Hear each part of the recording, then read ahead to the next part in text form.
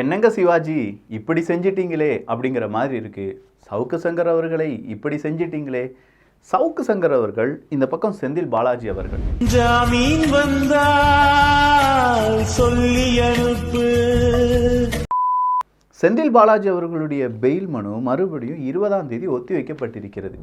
இங்க சவுக்கு சங்கர் அவர்களை இதுக்கு மேலலாம் நீங்க அவரை அரெஸ்ட் பண்ணாதீங்கப்பா அப்படிங்கிற மாதிரியான ஒரு ஒரு ஒரு கண்டிஷன் அப்படிங்கிறது வந்திருக்கு. ஆக்சுவலாக என்ன நடந்துட்டுருக்கு, தமிழக அரசியலில் தமிழ்நாட்டில் என்னெல்லாம் நடக்குதோ அதெல்லாம் மக்கள் பார்வைக்கு போகுதா அப்படிங்கிறதே ஒரு $1 மில்லியன் கேள்வி தான். அப்படி மக்கள் பார்வைக்கு போனாலும் மக்கள் அதை உட்கிரகித்து கொள்கிறார்களா, அதில் இருக்கக்கூடிய நல்லது, அதில் இருக்கக்கூடிய கெட்டது, அதில் எது நமக்கு தேவை, எது இந்த சொசைட்டிக்கு தேவையில்லாதது அப்படிங்கிறத உட்கிரகித்து கொள்கிறார்களா அப்படிங்கிற ஒரு பெரிய ஒரு வேள்வி இருந்துச்சுல, ஒரு கேள்வி இருந்துச்சுல. அந்த கேள்விக்கான பதில் தாங்க அரசியல் சதுரங்கம். இதே மாதிரி கொஞ்சம் சேனல்ஸ் அவங்களுடைய வியூஸ் அப்படிங்கிறது நீங்கள் கொடுக்கக்கூடிய அந்த பரிசு. நிச்சயமாக சொல்கிறோம், என்ன மாதிரி யாரெல்லாம் இருக்காங்கன்னு எனக்கு தெரியாது, பட் நீங்கள் பார்த்துருப்பீங்களா, கொஞ்சம் பேரையாவது பார்த்துருப்பீங்கல்ல. ஓகேடா ஏதோ ஒன்று பேசுகிறேன், தைரியமாக பேசுகிறேன் அப்படின்னு சொல்லி நீங்கள் கொடுக்குற இந்த வரவேற்பு தான் மறுபடியும் இந்த வீடியோக்கள் வருவதற்கான காரணம். வரவேற்பு இல்லைன்னு வச்சுக்கோங்களேன், சீரியஸாக இந்த மாதிரி கண்டென்ட்லாம் பேச முடியாது யாராலையும், அந்த தைரியம் கிடைக்காது. தைரியத்தை நீங்கள் கொடுக்கறதுக்கு கோடான கோடி நன்றிகள். நான் உங்கள் விக்கி. இது தமிழ் பொக்ஷம் வழங்கும் ஆழமான அரசியல் சதுரங்கம்.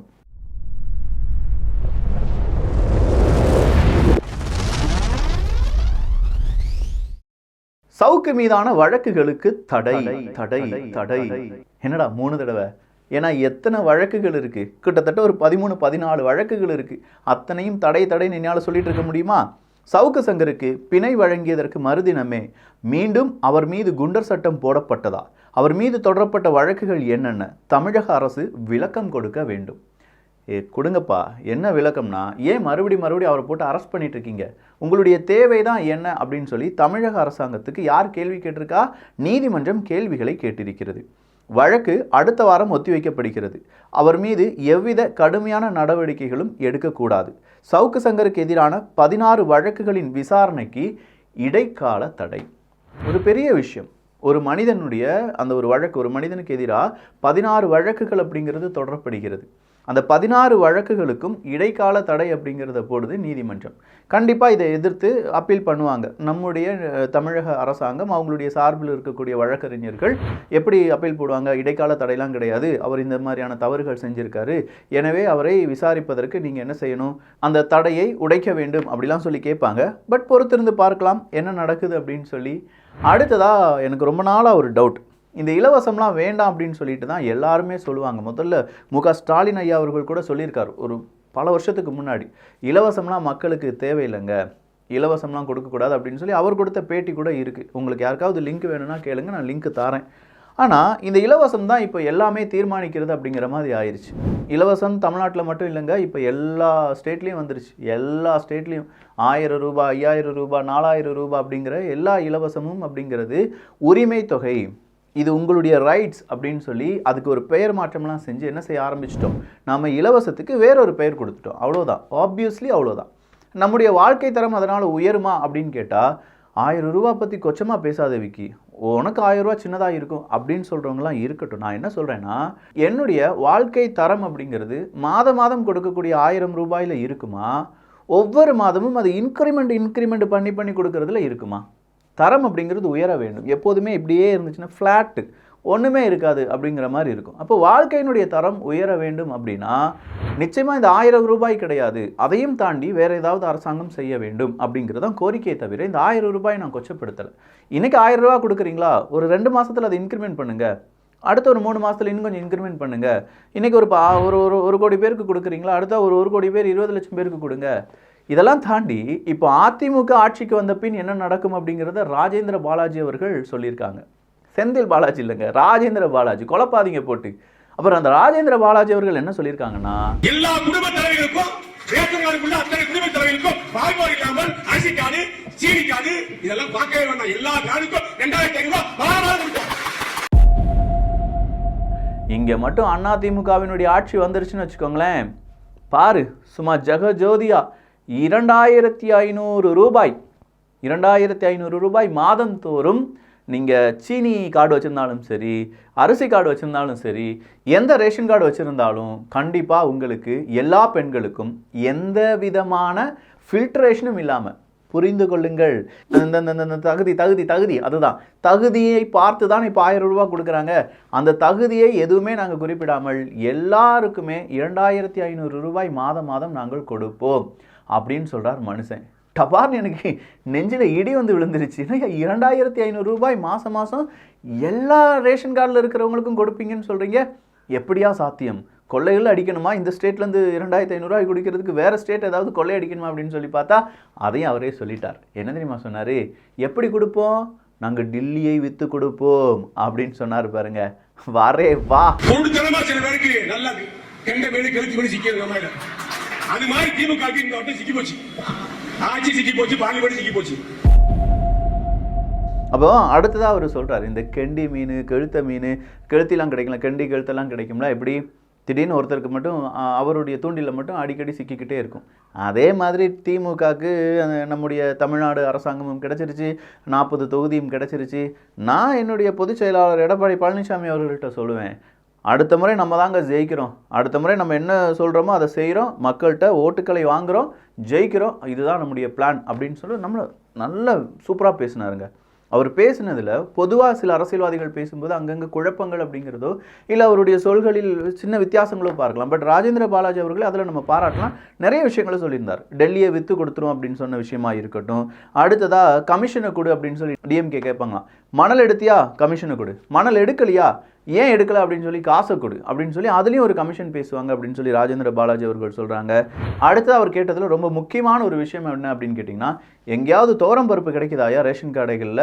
எங்கேயாவது மண்ணெண்ணெய் கிடைக்குதாயா? எங்கேயாவது பாமாயில் கிடைக்குதாயா? நம்மலாம் பருப்பு குழம்பு வச்சு எவ்வளோ நாள் ஆச்சு அப்படின்னு கேட்குறாரு. பார்த்தீங்களா, உண்மையிலேயே இது உண்மைதான், யாரும் மறுக்கிறதுக்கெலாம் கிடையாது. என்ன எவ்வளோ ரேஷன் கடையில் இதெல்லாம் கிடைக்காம இருக்குது தெரியுமா? ஆனால் இதை பற்றிலாம் நம்முடைய மீடியாக்கள் பேசுகிறது அது வேணாம், அது எதுக்கு அப்படின்னு சொல்லிட்டு விட்டுடுறாங்க. இதெல்லாம் நடந்துகிட்ருக்கு. இவருடைய அந்த ஸ்பீச் அப்படிங்கிறது எக்ஸ் வலைதளத்தில் இந்த பாலிமர் நியூஸில் வெளியில் விட்டுருந்தாங்க. அடுத்ததாக ஒரு திமுக பிரமுகர் 12வது வகுப்பு மாணவனை கத்தியால் குத்தினார், போலீஸ் ஸ்டேஷன் பக்கத்திலேயே பயங்கரம் அப்படின்னு சொல்லி போட்டிருந்தாங்க. முன்விரோதமாக இருக்கும். 12வது வகுப்பு பையனுக்கும் இவருக்கும் என்னையா முன்விரோதம் அப்படின்னு சொல்லும்போது, முன்விரோதம்லாம் கிடையாது, ரோடு சரியாக போடலை அப்படின்னு சொல்லியிருப்பார் போல், அது இது வாக்குவாதம். அந்த மாணவன் கேட்டிருக்கான், ஐயா சரியாக ரோடு இல்லை அப்படின்னு சொல்லி, திடீர்னு கிட்ட கத்தி இருக்குது, கத்தி வச்சு குத்திட்டார் அப்படிங்கிறத சர்வசாதாரணமாக கடந்து போங்கப்பா. இன்றைக்கி பாரு, ஒரு பெண்ணை லவ் பண்ணுறவங்க, லவ் பண்ணாதவங்க, லவ் பண்ணலாம் அப்படின்னு சொல்லி ட்ரை பண்ணுறவங்க, இல்லை அது நாடக காதல் பண்ணுறவங்க, நாடக காதல் இல்லை அப்படின்னு சொல்லி பண்ணுறவங்க, என்ன காதல் வேணாலும் பண்ணுறவங்க கொஞ்சம் யோசிச்சுக்கோங்க. ஒரு பெண் 22 வயது, ஒரு ஆண் எப்பா 24 26 வயசுன்னு வச்சுக்கோங்களேன். எங்கே நடந்துச்சுங்கிறீங்க? தஞ்சாவூர் பக்கத்தில் நடந்திருக்கு. மாவட்டம் ஒரத்தநாடு அருகே கஞ்சா போதையில் இருக்கக்கூடிய ஆண்கள் அவனை லவ் பண்ணியிருக்கா. இந்த கஞ்சா, போதை, குட்கா இதெல்லாம் தயவு செஞ்சு இல்லாதவனாக பார்த்து லவ் பண்ணுறது கொஞ்சம் நல்லா இருக்கும். எங்களாலேயே எந்த பழக்கமும் இல்லாதவங்களாலேயே இந்த குடும்பத்தை வழி நடத்திட்டு போகிறதுக்கு காசு சம்பாதிக்க முடியாமல் ரொம்ப பெரிய சிக்கல் இருக்கும். இதில் ஒருத்தன் மதுவுக்கு அடிமையாக இருக்கான், இன்னொருத்தன் கஞ்சாவுக்கு அடிமையாக இருக்கான்னா அவனையும் நீங்கள் பார்த்து அவனுடைய செலவுகளையும் பார்த்து கடைசி காலத்தில் அவனுடைய உடம்புல எதுவுமே இருக்காது, சத்துக்கிட்டு எதுவுமே இருக்காது, அதுக்கும் பின்னாடி அழுதுகிட்டு ஒரு வாழ்க்கையை வேணுமா? பெண்களே கொஞ்சம் யோசியுங்கள். நான் இவ்வளோ தான் சொல்லுவேன். அது பெண்களுக்கான ஒரு அட்வைஸாக எடுத்துக்கிட்டால் போதும். அப்போ இந்த ஒரத்தநாடு அருகே கஞ்சா போதையில் இருந்த 4 பேர் அவங்க வந்து லீவில் சென்னையில் தான் ஒர்க் பண்ணியிருக்காங்க. லீவுக்கு வரேன்னு சொன்னோன்னே வா தனிமையாக பேசலாம் அப்படின்னு சொன்னோன்னே தனிமையாக பேசுகிறதுக்கு காதலன் நம்பி போயிருக்கா. அங்கே போனால் ஒரு 17 வயசு பையன், இவனுக்கு 3 பேர் அப்படின்னு சொல்லி 4 பேர் கத்தியை காண்பித்து அந்த பெண்ணை பாலியல் வன்புணர்வு செஞ்சுருக்காங்க. கொல்கத்தாவில் நடந்த அந்த ஒரு குற்றச்செயல், அது கொடூரத்தின் கொடூரம். அதை மறைப்பதற்கு அங்கே இருக்கக்கூடிய கல்லூரி நிர்வாகம் பெரிய அளவில் முயற்சி செய்கிறாங்க. அதை பற்றிலாம் நம்ம பேசியாச்சு. அது என்ன நீதி கிடைக்கும், எங்கே நீதி, இதெல்லாம் சொல்கிறதுக்கே வெக்கமாக இருக்குது. நான் ஒரு யூடியூபர் அப்படின்னு சொல்லி என்னை நானே செருப்பால் அடிக்கிற மாதிரி இருக்குது. ஏன்னா எதையாவது பேசி ஏதாவது ஒரு நீதி வாங்கி கொடுத்தியாடா விக்கி அப்படிங்கிறது தான். பட் இவ்வளவாவது என்னால் சொல்ல முடியுது அப்படிங்கிறதுல இன்னொரு விஷயத்தில் நான் பெருமை தான் அடைகிறேன். இவ்வளோ கெட்ட விஷயங்கள் நடந்திருக்குப்பா, இவ்வளோத நீங்கள் கொஞ்சம் விழிப்புடன் செயல்படுங்கள் அப்படின்னு சொல்கிறதும், ஒரு லவருக்கு என்னால் கொடுக்கக்கூடிய அட்வைஸ் அப்படிங்கிறது, இது எல்லாமே என்னால் சொல்ல முடியுது அப்படிங்கிறதுல ஒரு விதத்தில் பெருமை தான்.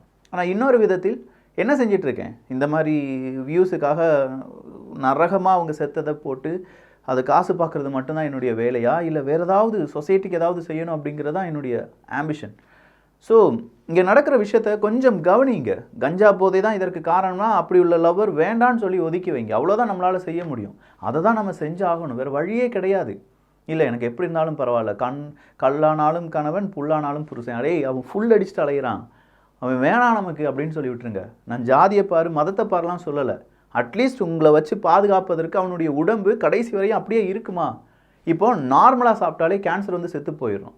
அவங்க சாப்பிட்றதே கேன்சர் தான் சாப்பிட்டுட்டு இருக்காங்க. கஞ்சாங்கிறாங்க, புகைங்கிறாங்க, அப்படிங்கிறாங்க, இப்படிங்கிறாங்க. கொஞ்சம் தமிழ்நாட்டில் இருக்கக்கூடிய மாணவ மாணவிகள் இல்லாட்டி அந்த கொஞ்சம் ஒர்க்குக்கு போகிற இளைஞர்கள், தோழிகள், அக்காக்கள், தங்கச்சிமார்கள் ஒரு விஷயத்தை புரிஞ்சுக்கோங்க. நம்ம வாழ்க்கை இப்போ இந்த காலத்தில் ரொம்ப கஷ்டமாக இருக்குது. என்னடா நீ ஆண்களுக்காக பேசவே மாட்டியா அப்படிங்கிறது நாளைக்கு ஆண்களுக்கான அட்வைஸ், இன்றைக்கி இது பெண்களுக்கான அட்வைஸ் மட்டும்தான். ஸோ இந்த இடத்துல நடந்த இந்த கொடூரம் என்னென்னா, 4 பேரும் சேர்ந்து பாலியல் வன்புணர்வு செய்கிற அளவுக்கு அந்த அளவுக்கு இவனுக்கு போதையில் இருந்து அதை காதல்னு சொல்லி அந்த காதலுக்கு ஒரு கொச்சை பேர் ஏற்படுத்துகிறானுங்க. பார்த்தீங்களா? அரெஸ்ட் பண்ணியிருக்காங்க. இன்னும் கொஞ்ச நாள் ஒரு 3 மாதமோ 6 மாதமோ இந்த பேச்சு அப்படியே அடிபட்டு மறைஞ்சிரும். வெயிலில் வந்துடுவாங்க. அடுத்த எந்த பொண்ணு கிடைக்கும்னு நினைப்பாங்க, பார்ப்பாங்க, கஞ்சா இழுப்பாங்க. என்ன நடக்க போகுது அப்படிங்கிறது தெரியல. தயவு செஞ்சு ஐயா, இதுக்கு பின்னாடி திமுகவை சார்ந்தவர்கள் இருக்காங்க அப்படின்னு சொல்லி அண்ணாமலை அவர்கள், நான் அண்ணாமலை அவர்கிட்ட கேட்குறேன், எங்க இந்த ஊரில் உலகத்தில் நிறைய இடத்துல குற்றங்கள் நடந்துட்டு தான் இருக்குது, இதில் பாஜகவை சார்ந்த யாருமே இல்லையா? ஸோ எல்லா கட்சியை சார்ந்தவங்களும் எல்லா குற்றமும் செஞ்சுட்டு தான் இருக்கீங்க. இங்கே மாற்றி அந்த கட்சியை சார்ந்தவன் இந்த கட்சியை சார்ந்தவன் சொல்லியே எங்களுக்கு தேவை தீர்வு, அரசியல் கிடையாது. நாங்கள் இதில் அரசியல் செய்யவே விரும்பலை. எங்களுக்கு தேவை, சாதாரண மனிதர்களுக்கு தேவை ஒரு தீர்வு தானே தவிர இது அரசியல் பழிவாங்களுக்காக அவன் பார்த்தியா எவ்வளோ பெரிய குற்ற செயல் செஞ்சுருக்கான், இந்த கட்சிக்காரன் அதை விட சின்ன குற்றம் தான் செஞ்சுருக்கான். பாருங்க, இப்படி தான் நம்ம வாழ்க்கை அரசியலே போயிட்டுருக்கு. பல மாதம் தலைமறைவாக இருந்து போதைப்பொருள் கடத்தல் மன்னர் ஜாஃபர் சாதிக்கின் தம்பி சலீம் கைது. இதை பற்றி யாராவது ஒரு ஆள் டிபேட் பண்ணாங்களாயா? ஒரு செய்தி, ஒருத்தங்க ஜாபர் சாதிக்கினுடைய தம்பி எவ்வளவு பெரிய ஒரு கிரிமினல், அந்த கிரிமினலுக்கு தம்பியை அரெஸ்ட் பண்ணியிருக்காங்க. எவ்வளவு நாள் போலீஸில் சிக்காமல் இருந்த ஒருத்தர் பிடிபட்டிருக்கிறார்.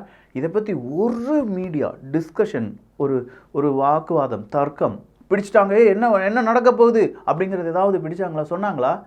இது யார் இந்தியன் 2 போட்டு கிழிச்சிங்கல்ல, சித்தார்த்தை போட்டு கிழிச்சிங்கல்ல, இன்னும் ஜிவி பிரகாஷ் அவர்களுக்கு டிவோர்ஸ் ஆகுது அப்படிங்கிறத பற்றி கேள்விப்பட்டீங்கல்ல, அதை பற்றி பேசுனீங்கல்ல, இன்னும் எத்தனையோ சம்பவங்களை பற்றி பேசுகிறீங்கல்ல, அதுக்கெல்லாம் நேரம் இருக்குது நமக்கு. ஆனால் ஜாபர் சாதிக் சலீம் அங்கேயும் மதத்தை தான் கொண்டு வரணும். நீ இந்த மதத்தில் இருக்கிறனால தானே இதை பற்றி பேசுகிற அப்படிம்பாங்க. சத்தியமாக சொல்கிறேன், இந்த மெத்து அப்படிங்கிறதெல்லாம் நம்ம இளைஞர்களை கொஞ்சம் கொஞ்சமாக கொண்டு குவிச்சிரும். அதெல்லாம் பாடிக்குள்ளே போயிடுச்சுன்னா அதுக்கு அடிக்ட் ஆகிடுவாங்க. ஒரு அடிக்ஷன்லேருந்து திரும்ப வர்றது அப்படிங்கிறதுலாம் சாதாரண குடும்பத்துக்கு இயலாத விஷயம். அடிக்ஷன் சென்டர் போட்டிங்கன்னா மாதம் ஒரு தொகை அதுக்குன்னே தனியாக செலவாகும். சாப்பாட்டுக்கு, ட்ரெஸ்ஸுக்கு, அங்கே இருக்கக்கூடிய மெடிசனுக்கு, தங்க வைக்கக்கூடிய ரூமுக்கு அப்படின்னு சொல்லி அடிக்ஷன் சென்டர்லேயே ஒரு மாதம் 30,000 கரைஞ்சிரும். ஒரு மாதம் 30,000 செலவழிச்சு அடிக்ஷன் சென்டர்லாம் நம்மளை விட்டு சரி பண்ணுறதுக்கு முடியுமாயா? அப்படிப்பட்ட ஒரு பெரிய ஒரு நெட்வொர்க் இந்த நெட்வொர்க் அப்படின்னு சொன்னாங்க. அதனுடைய ஒரு சின்ன துரும்பு நமக்கு கிடைச்சிருக்கு. அதை பற்றி டிபேட் பண்ணி நம்ம மக்களுக்கு எடுத்துரைக்க வேண்டும். ஓகே, மக்கள் பேச ஆரம்பிக்கிறாங்க, இந்த செய்தி இன்னும் பரவலாக ரொம்ப பெரிய அளவில் இருக்குது, எனவே இதனுடைய உண்மைத்தன்மையை கண்டுபிடிக்க வேண்டும் அப்படின்னு சொல்லி அரசு அதிகாரிகளுக்கு கொஞ்சமாக அவங்களுக்கு ஒரு ரெஸ்பான்சிபிலிட்டி வரும்ல. இப்போ நீங்கள் பாராட்டுறதுனால, நீங்கள் சப்போர்ட் பண்ணுறதுனால தான் என்னால் பேச முடியுதுன்னு சொல்கிறேன். அதே மாதிரி அந்த அரசு அதிகாரிக்கும் எல்லா மனிதனுக்குமே தேவை. ஈவன் உங்கள் வீட்டில் நீங்கள் ஒரு சமைக்கிறீங்க, நல்லா இருக்குடி சாம்பார் அப்படின்னு சொல்கிறதுல உங்களுக்கு ஒரு சந்தோஷம். நீங்கள் ஆஃபீஸ்க்கு வேலை போகிறீங்க, சூப்பராக பண்ணியிருக்கணும் அந்த ப்ராஜெக்டை, உங்களுக்கு ஒரு சந்தோஷம். பிஸ்னஸ் ரொம்ப நியாயமாக பண்ணுறீங்க தம்பி, அதில் நமக்கு ஒரு சந்தோஷம். ஸோ பாராட்டுக்கு தான் மனுஷன் வாழ்கிறான். 2 விஷயந்தான் ஒரு மனுஷனுக்கு தேவை, ஒன்று பாராட்டு, இன்னொன்று மரியாதை. இந்த 2 விஷயந்தான். அப்போ இங்கே இருக்கக்கூடிய அரசு அதிகாரிகள் அவங்கள என்ன செய்யணும்? நல்லபடியாக அரெஸ்ட் பண்ணிட்டீங்க, பாராட்டுகள், ஏதாவது ஒன்று செய்யணும்ல, அவங்களுக்கு ஏதாவது நம்ம ஒரு பூஸ்ட் கொடுக்கணும்ல. இதே மாதிரி இன்னும் நிறைய செய்திகள் இருக்குது. ஏகப்பட்ட செய்தி எடுத்துகிட்டு வந்தேன். 3 செய்தி முடிகிறதுக்கு முன்னாடி 12 நிமிஷம் முடிஞ்சிருச்சு. அடுத்த வீடியோவில் பார்க்கலாம். நல்லதை பகிர்ந்து நல்ல சமுதாயத்தை உருவாக்குவோம். நன்றி, வணக்கம்.